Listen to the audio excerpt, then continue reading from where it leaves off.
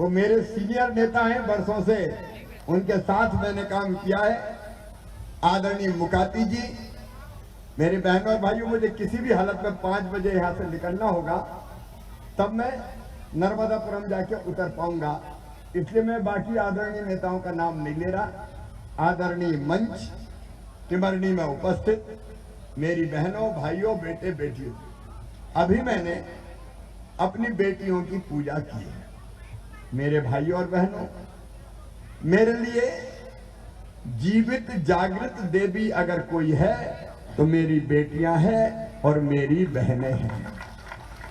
मैं इन्हीं में देवी मां को देखता हूं। दुर्गा सप्तशती में देवताओं ने मां की उपासना करते हुए ये कहा कि जगत में जितनी स्त्रियां हैं वो मां तुम्हारा ही रूप है, तुम्हारी ही मूर्तियां हैं। तो मेरे लिए तो सब देवी की मूर्तियां हो।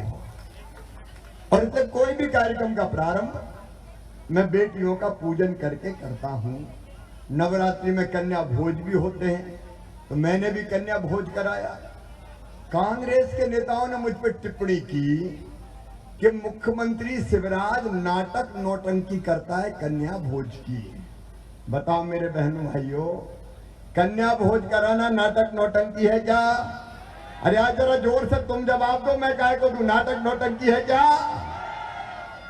ये हमारी सनातन परंपरा है दिग्विजय सिंह जी, और सनातन परंपराओं का अपमान मत उड़ाओ। हाँ, मेरे लिए बहनें मेरी देवियां हैं, और इसलिए मैंने एक नहीं कई योजना बनाई। मैं बहनों को बहुत आदर की नजरों से देखता हूं। आपको एक प्रसंग याद होगा, जब सीता जी का हरण हुआ और रावण हर के ले जा रहा था, तो सीता जी ने उस समय अपनी माला गले से उतार के नीचे डाल दी, मोतियों की थी, ताकि पता चल जाए कि रावण किस दिशा में सीता मैया को ले गया। जब भगवान राम लक्ष्मण जी के साथ उस जगह पहुंचे तो मोती पड़े हुए मिले। तो भगवान राम ने लक्ष्मण से पूछा, लक्ष्मण क्या ये मोती सीता जी के माले के? तो लक्ष्मण का उत्तर था, लक्ष्मण जी का, कि भैया मैंने तो कभी भाभी माँ के चेहरे की तरफ देखा ही नहीं, मैंने तो हमेशा उनके चरणों को ही देखा, इसलिए मुझे पता नहीं ये उनकी माला है कि नहीं। ये मेरा भाव है, ये भारत का भाव है। लेकिन बहनों, ये कांग्रेस के नेता बहनों को आइटम कहने वाले, अपमानित करने वाले, आज बहन और बेटियों के पूजन पर भी सवाल उठाते हैं। लेकिन सुन लो, कांग्रेसी भी सुन ले, अब सारी दुनिया सुन ले, बहनों के आंसू पहुंचने में ये भाई कोई कसर नहीं छोड़ेगा, आधी आबादी को पूरा न्याय देगा।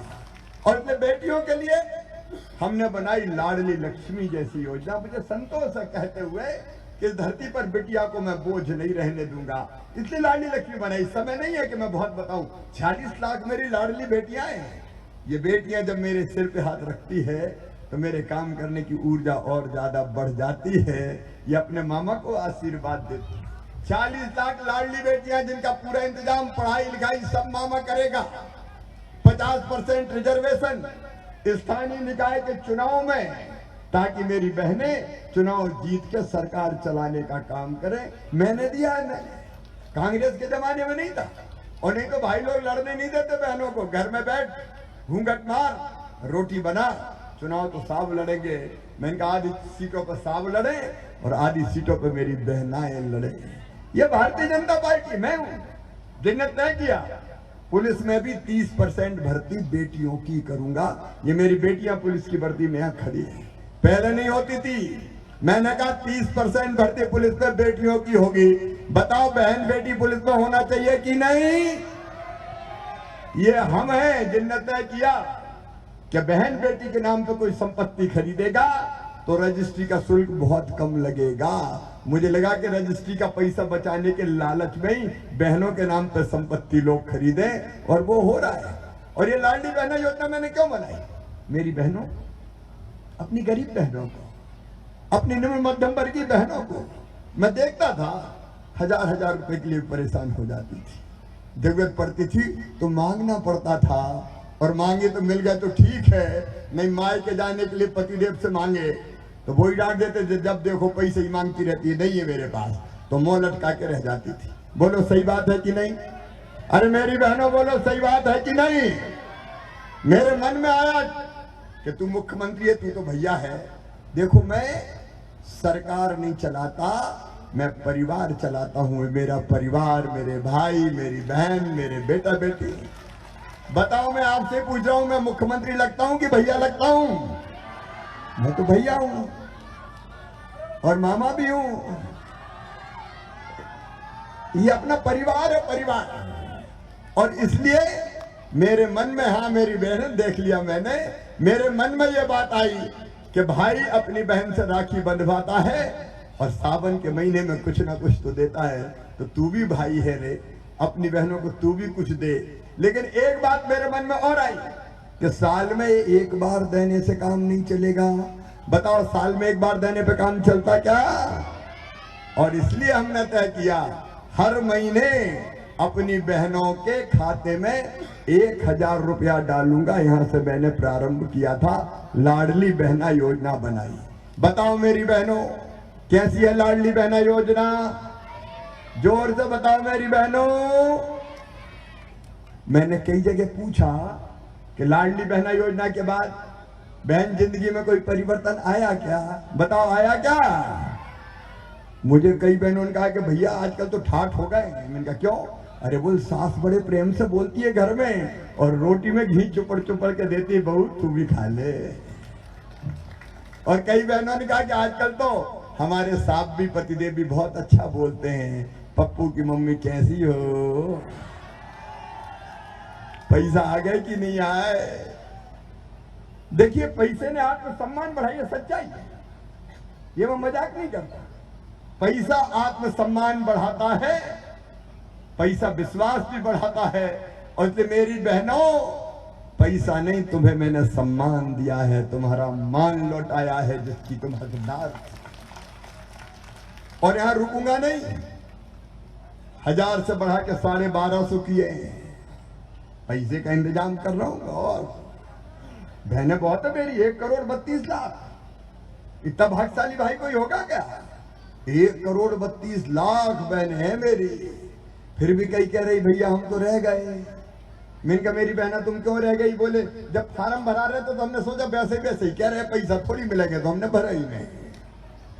अब उन बहनों से कह रहा हूं चिंता मत करो, आने वाले समय में पोर्टल खोल के तुम्हारा नाम भी जोड़ दिया जाएगा, कोई बहन को वंचित नहीं रहेगा। और एक बात और, मेरी बेटियां मुझे मिली कई और मुझसे कहा मामा हम तो पढ़ाई करते हैं तो आजकल जल्दी शादी थोड़ी होती है, पहले हो जाती थी 16-18 साल की उम्र में। अब तो मामा हम पढ़ते लिखते हैं 25 में 26 में भी शादी करते हैं, तो हमें क्यों नहीं दे रहे मामा? तो मैंने ये तय किया कि अब शादी ना भी हुई हो ऐसी बेटियों को भी लाडली बहना योजना का लाभ दिया जाएगा, कोई बेटी वंचित नहीं रहेगी। ये जिंदगी बदलने की योजना है, जिंदगी बदलने की योजना। और 1250 से बढ़ा के मैं 1500 करूंगा। 1500 से बढ़ा के पैसे का इंतजाम में थोड़ा वक्त लगेगा, क्योंकि 1000 में 15,000 करोड़ देना पड़ते हैं, पता है? 15,000 करोड़। अरे मेरे अलावा कोई देता क्या बताओ? अब इंतजाम कर रहा हूं। 1250 से बढ़ा के 1500 करूंगा, 1500 से बढ़ा के 1750 करूंगा, 1750 से बढ़ा के 2000 करूंगा, 2000 से बढ़ा के 2250 करूंगा, फिर 2500 करूंगा, फिर 2750 करूंगा, फिर कितने करूंगा? अरे जोर से बोलो, कांग्रेसी भी सुन ले। अरे कितने? 3000 दूंगा। अब ये बड़े जल रहे हैं आजकल, मेरी शिकायत कर रहे हैं इलेक्शन कमीशन में शिकायत, कहले मामा तो पैसा डाल रहा है, कहना डालूंगा तो हाँ डाल रहा हूँ, कुछ चोरी छुपे थोड़ी डाल रहा हूँ, डंके की चोट डाल रहा हूँ, डालूंगा। जलने वाले जला करे, बहनों की जिंदगी बदलूंगा। मेरी बहनों तुम्हारी जिंदगी बदल। ये भारतीय जनता पार्टी परिवार की सरकार का मतलब क्या है? मेरे किसान भाइयों, अरे अपन को भी 1000 रुपया मिल रहे हैं यार। 6000 प्रधानमंत्री जी, 6000 अब मैं दे रहा हूं। पहले 2 पीएम के, फिर 2 सीएम के, फिर 2 पीएम के, फिर 2 सीएम के, फिर 2 पीएम के, फिर 2 सीएम के। और इतने ही थोड़ी रहेंगे, आगे ये भी और बढ़ेंगे। काहे को चिंता कर रहे? परिवार की सरकार कैसी होती है सोचो। लाडली बहना के 1250 और लाडले किसान भैया के 1000, तो 2250 तो पक्के हो गए। तो साल भर के जोड़ो तो 27,000। 2-3 एकड़ का किसान शुद्ध मुनाफा नहीं कमाता था, 27,000। बोलो सही बात है कि नहीं? सही बात है। जिंदगी बदल रही है योजनाओं के माध्यम से। और केवल इतना ही नहीं, प्रधानमंत्री गरीब कल्याण योजना में निःशुल्क राशन। और एक बात और सुन लेना भाइयों भी और बहनों भी, कई बहनों के, मुझे संजय शाह जी ने बताया कि वो पीएम आवास छूट गए, प्रधानमंत्री आवास के मकान, तो टूटी झोपड़ी में, टूटी टपरिया में रह रहे हैं। तो बहनें कई जगह पकड़ती हैं, भैया हमारे घर को देख लो, टूटी टपरिया है। अब पीएम आवास तो नाम बाद में जुड़ेंगे जब पोर्टल खुलेगा। और इसलिए हमने तय किया कि जिन भाई बहनों के कच्चे मकान हैं उनको पक्का मकान देने के लिए नई योजना बनाए, सीएम लाडली बहना आवास योजना। अभी आपके यहां फार्म भराना शुरू हो गए। और सुनो मेरे भाइयों बहनों, हर गरीब को पक्का मकान बनाने का पैसा दिया जाएगा जिसकी टूटी टपरिया और टूटी झोपड़ी है, ताकि बड़ा नहीं छोटा सा मकान तो मिल जाए। ये परिवार की सरकार है, परिवार की जिंदगी बदलनी है। और जो गैस का सिलेंडर है अब 450 में मिलेगा लाडली बहनाओं को और उज्ज्वला रसोई गैस कनेक्शन धारी को, उसका इंतजाम भी कर दिया है। और बेटा बेटियों, मेरी बेटियों और मेरे बेटों, पढ़ना रे तुम ढंग से, अच्छा से पढ़ना और खेलना भी है। उसके लिए भी इंडोर स्टेडियम बन रहा है, चिंता मत करो। अपने टिमरनी में संजय भाई ने मांग की थी, हमने दिया कि खेलेंगे भी। लेकिन अभी पढ़ाई की बात सुन लो तुम। देखो 5वीं पास करके 6वीं मेरे भांजे भांजी दूसरे गांव जाए तो मैं साइकिल देता हूं। 8वीं पास करके 9वीं तो 4,500 साइकिल के। और बेटा बेटियों अगर 12वीं में 75% नंबर लाए तो मामा क्या दिलाते हैं? लैपटॉप। बोलो क्या दिलाते हैं? लैपटॉप। और अगर 12वीं में सबसे ज्यादा नंबर लाए बेटा बेटी तो मामा क्या दिलाते हैं? स्कूटी। ये मेरे भांजे, ये मेरी भांजिया। और सुना रहे अभी तो एक एक को दे रहे हैं, अगली बार से 3-3 को स्कूटी दी जाएगी। चिंता मत करना, तुम तो पढ़ते रहो पढ़ते रहो। काहे के लिए? मामा की सरकार इसलिए है। अच्छा कई लोगों ने मुझे पूछा कि ये स्कूटी क्यों दे रहे हो? मैंने कहा जैसे मम्मी अपने बेटा बेटी को कई बार मनाती, फलानी चीज मत कर बेटा, मैं तुझे चॉकलेट दूंगी, मैं तुझे टॉफी दूंगी, मान जा बेटा, मान जा बेटी। तो मैं भी अपने भांजे भांजे से करूं, पढ़ लो मेरे भांजो, पढ़ लो मेरे भांजियों, मैं लैपटॉप दूंगा, मैं स्कूटी दूंगा। और इस बहाने मेरे बच्चे पढ़ते चले जाएंगे और आगे बढ़ते चले जाएंगे। मेरा काम पूरा हो जाएगा। ये दिल से कर रहे हैं। आप बताएं, कांग्रेसियों ने कभी किया था क्या ये? अरे आप भाई बहनों से भी पूछ रहा हूं, भांजे भांजी, कांग्रेस ने कभी दिया था बच्चों को?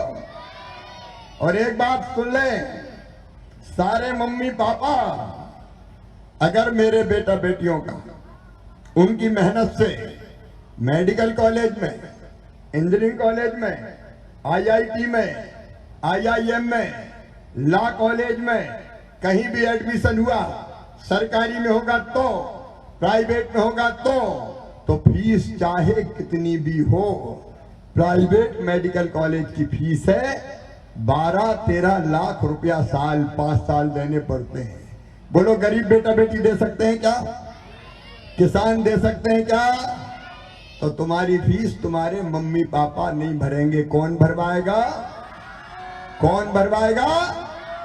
मामा भरवा के देगा। मैं कोई बच्चे के सपनों को मरने नहीं दूंगा। इन बच्चों को आगे बढ़ाना है, आगे बढ़ाना है। और इसलिए सीएम राज जैसे स्कूल हम बना रहे हैं। आपके यहाँ भी सीएम राज स्कूल करताना में बन रहा है, शानदार सीएम राज स्कूल। एक एक की बिल्डिंग 38 करोड़ रुपया की।